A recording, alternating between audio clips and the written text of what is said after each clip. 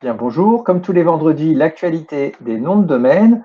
On démarre avec l'appel de France.com qui a été rejeté. Donc, on a un article qui nous explique finalement que une cour d'appel américaine a refusé la demande du titulaire de la société, donc France.com Inc., Jean-Noël Friedman, qui est un Français installé aux États-Unis depuis très longtemps. Donc, sa demande contre l'État français a été rejetée. Donc, en 2 minutes pour expliquer ce qui se passe, parce que c'est un cas vraiment, vraiment important. En gros, vous avez le titulaire d'un nom de domaine qui a été enregistré dans des circonstances tout à fait normales, qui se l'est fait voler. Et ce qui est assez étonnant, on parle beaucoup des cybersquatteurs, des voyous, etc. Et là, en l'occurrence, le voyou, ça a été l'État français. Ce qui est absolument incroyable. Il y a des manières d'obtenir les noms.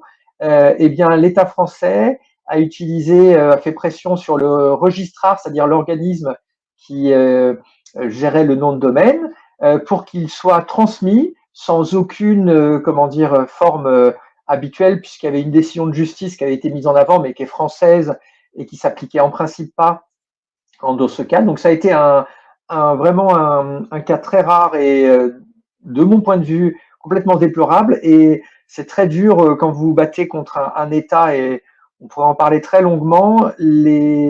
Voilà, la personne aujourd'hui a perdu. C'est un nom de domaine euh, qui n'est pas utilisé, hein, donc il redirige vers France.fr, mais l'État français considérait, et ça il peut le faire, hein, il y a eu une décision de justice en ce sens, que le nom lui appartient, ce qui de mon point de vue a aucun sens par rapport à la jurisprudence, par rapport à ce qui se passait, mais le plus choquant, c'est la manière dont ils l'ont volé. Et aujourd'hui, le titulaire est abandonné, y compris par les cours américaines qui, jusqu'à présent, lorsqu'il avait des soucis, comme avec les pages jaunes, etc., qui était aussi un scandale équivalent, puisque donc cette personne a perdu contre Page Jaune alors qu'on l'accuse d'avoir fait du cybersquatting.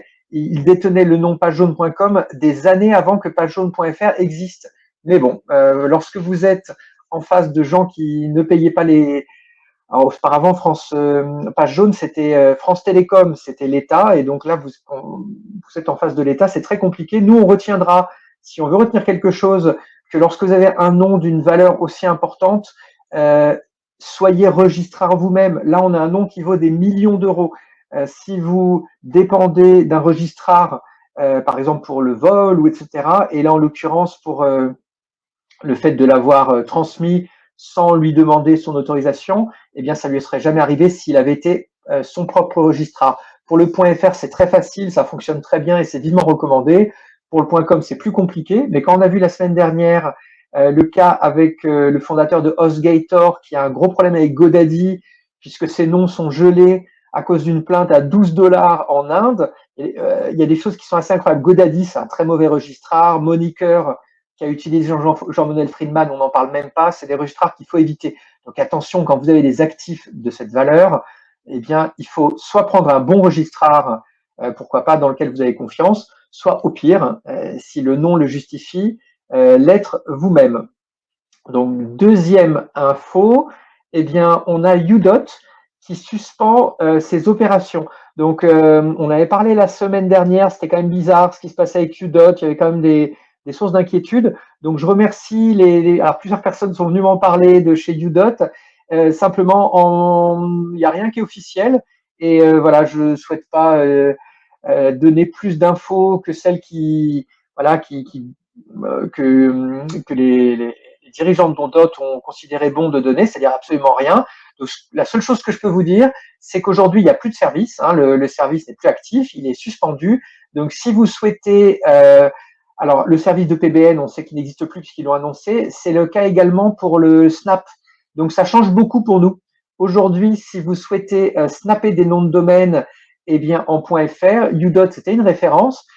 Tout ça, ça a beaucoup changé, à tel point que j'ai fait une vidéo pour mettre finalement, la vidéo concerne les 25 services les plus importants pour obtenir des noms de domaine. Et donc là, je vous recommande, si vous n'êtes pas tout à fait à jour, puisque par exemple pour le Snap, Domain Order a longtemps été le plus important, CatchTiger était très bien, Udot était leader ou pas loin.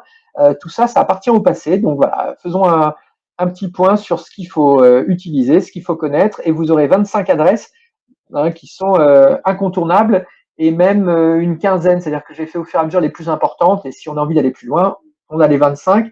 Donc c'est la vidéo de la semaine que je vous invite à écouter. Dans les noms de domaine de la semaine, puisque c'est tous les 15 jours, là, alors c'est tout petit, vous voyez peut-être pas très bien, mais il y en a une centaine, donc plein de noms que j'ai trouvé sympas, que vous pouvez enregistrer où vous voulez.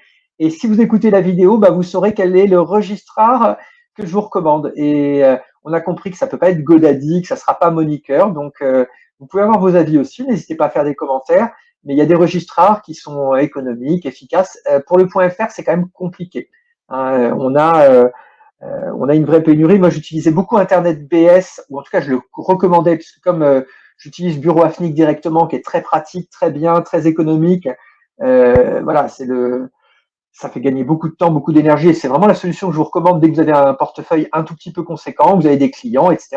C'est largement le mieux de mon point de vue. Maintenant, Internet BS, il y a des gros problèmes aujourd'hui avec le support, et franchement, je ne veux plus en entendre parler.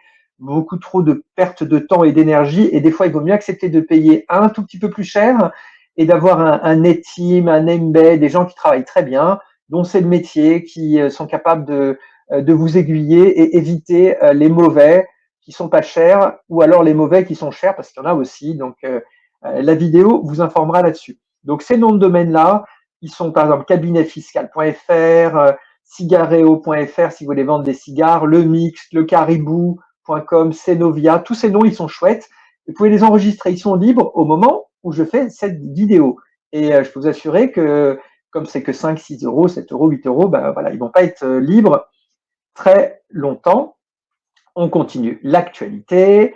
Alors, dans l'actualité, à lire, à voir, à faire, un nouvel outil qui a un nom de domaine très sympa qui s'appelle patate.fr. Alors, patate.fr, c'est un outil pour le SEO, mais pas que. En fait, c'est est-ce que les noms de domaine que vous allez enregistrer ont de la patate? Alors, pour les SEO, de la patate, ça veut dire est-ce qu'ils vont aider votre référencement? Et donc, derrière, c'est Rank Explorer, qui est un très bon outil pour lequel je suis client depuis assez longtemps, les gens connaissent aussi Yuda. Et moi, j'aimais bien Yuda jusqu'au moment où Jérôme Pasquelin, que je salue ici, qui est un vrai expert des noms de domaine, mais pour le SEO notamment, m'a fait découvrir Rank Explorer. Et franchement, c'est à peu près la même fonctionnalité, mais il n'y a pas photo entre les deux.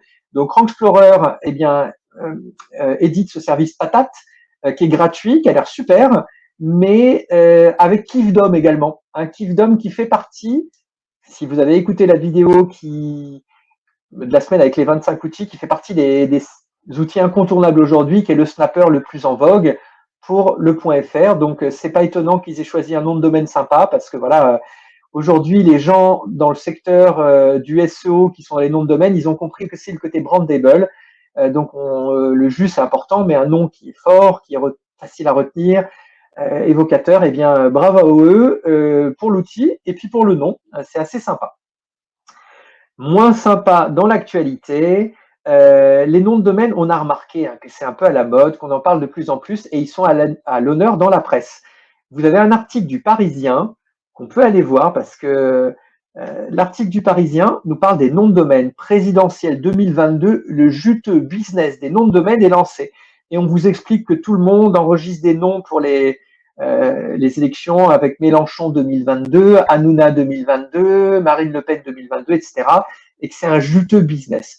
Donc, si jamais vous avez passé plus que 5 minutes pour comprendre ce que sont les noms de domaine, ce qu'a pas fait eh bien, la personne qui écrit cet article, dont rien que le titre nous fait comprendre que c'est du sensationnalisme et un contenu complètement débile, comme c'est toujours le cas avec, malheureusement, les noms de domaine sont à la mode, mais on est incapable d'en parler autrement dans les médias, dans la presse. Je me rappelle Europe 1 avec Pierre Bonis qui était invité chez Vandel, mais c'était d'une bêtise.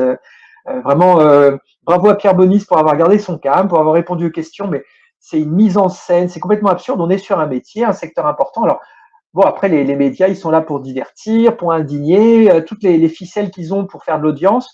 Bon, et à la limite, on peut peut-être s'en réjouir. En tout cas, pour moi, qui m'intéresse au secteur et tout, je trouve qu'on n'apprend rien et que c'est que des contre-vérités, que ça n'a aucun sens et que c'est bête. Dans le même sens, il y a Le Quotidien. Alors Quotidien qui, je crois, qui est très suivi en France, qui est un, je connais pas bien. Hein, moi, j'habite pas en France et je regarde pas les émissions, mais je crois que c'est très connu. Qui nous a contacté, qui est venu pour parler des noms de domaine avec un titre complètement idiot également. Un journaliste mal élevé, etc., comme c'est tout le temps le cas, qui veut faire n'importe quoi. En gros, c'est les noms de domaine liés au Covid. Hein, on a parlé d'indignation, de sensationnalisme, c'est ça. Donc le sujet, il est absurde. C'est voilà, les gens qui s'enrichissent en vendant des noms de domaine Covid. Est-ce que c'est bien ou pas bien? Donc voilà, il fait un appel à témoins sur le groupe Facebook. Au moins, je reconnais que à la fois dans Le Parisien et dans Quotidien, ils ont quand même eu l'idée de contacter des bonnes personnes, c'est-à-dire que les deux, par exemple, ont contacté Philippe Franck, qui intervient notamment dans l'article du Parisien, il fallait le voir. C'est la seule partie où ça a du sens finalement. Hein, si vous lisez, en gros, il cite l'auteur. Alors, on peut l'avoir sans être abonné. Vous mettez en Wi-Fi. Alors, bon, il y a une sorte de moyen. Vous pouvez le mettre en, je sais pas, on l'a expliqué sur le groupe Facebook. Vous pouvez aller voir. Donc, moi, je vais certainement pas m'abonner au Parisien parce que si c'est ce genre d'article, ça a une valeur négative. Mais Philippe Franck est interviewé et en gros, c'est le seul passage où on vous explique que tout ça, ça n'a aucun sens. Et le journaliste a quand même eu la décence de le citer, même si c'est pas expliqué exactement dans ces termes. Donc, Quotidien, je ne sais pas ce qu'ils vont raconter, parce que les noms de domaine Covid, la question, c'est pas est-ce que c'est bien ou pas bien de les vendre, c'est que personne les achète. C'est uniquement des newbies, des débutants qui n'ont rien compris, parce que finalement, ce genre d'articles qu'on lit donne des idées, sont des sources d'inspiration, mais en fait, c'est complètement faux. Tout le monde, effectivement, enregistre les noms Covid. En fait, ils sont tous enregistrés avec toutes les variations, mais personne ne les vend. Qui est-ce qui va acheter ça? Ça n'a aucun sens, aucune valeur. Donc, le journaliste n'a pas compris que s'il y a quelque chose en vente à 25 000 euros sur ces dos, ça ne veut pas dire que c'est vendu 25 000 euros, c'est mis en vente. Ça ne s'achète jamais. Hein. Alors, évidemment, si vous prenez des noms qui ont un potentiel, comme vendre des masques, du gel hydro, je ne sais pas comment ça s'appelle, etc. Là, oui, mais vendre Covid 2022 ou n'importe quoi, ça n'a aucune valeur, personne ne va acheter ça. Et c'est juste des gens qui gaspillent leur argent. Les registrars, ça les intéresse parce que eux, ils font des enregistrements, ça coûte pas cher, mais vendre sur le second marché à 5 000, 10 000, 20 000 euros. Et d'ailleurs, l'article de Le Parisien sur les noms de domaine où il interviewe des gens, c'est forcément du bidon. Hein. Michael qui dit voilà pourquoi j'ai enregistré ça, moi je veux le vendre à 3 000. Et ben, ça n'existe pas. Il y a peut-être une fois, apparemment, François Fillon, qui aurait acheté, déjà c'était 1000 euros, hein, c'était pas non plus des sommes folles. Fillon 2017, parce qu'il voulait pas perdre de temps. Ça peut arriver une fois, mais pour 99,99% des noms de domaine qui vont expirer et qui se vendent jamais, parce que c'est pas ça le secteur des noms de domaine. Donc, au sujet de ces sujets, on a pas mal d'articles. Il faut savoir que la presse s'intéresse pas mal aux noms de domaine. En ce moment, il y a aussi, j'en ai pas parlé dans la newsletter, mais tout ce qui parle de la cybersécurité. Et on nous explique, voilà, à Castres, l'entreprise Pierre Fabre est quasiment arrêtée à cause des attaques. Et les registrars aussi, ils aiment ça. Hein. Les registrars, ils aiment tout ce qui est utilisé par les médias. Donc aujourd'hui, on nous parle beaucoup de la cybersécurité, des attaques, etc. Hein, ça fait très longtemps que ça existe, les problèmes sont connus. Il n'y a pas plus de risques aujourd'hui, il n'y a pas eu de choses au niveau technologique ou au niveau géopolitique ou autre qui fait qu'on en parle plus, mais si, les médias ont décidé d'en parler davantage. Donc ne tombez pas dans le piège. Les registrars qui proposent des services ultra sécurisés avec DNSSEC, etc., tout ça, c'est implémenté par défaut. C'est juste du marketing. Et c'est tout ce petit monde des registrars, des mauvais registrars, parce qu'il y en a des très bons qui sont sérieux, mais des mauvais registrars et des journalistes en mal d'audience qui racontent n'importe quoi. Donc voilà pour l'actu. Merci et n'hésitez pas de commenter sur le groupe Facebook, de commenter sur Twitter, sur LinkedIn, voilà, sur les réseaux sociaux. Et donc à vendredi prochain.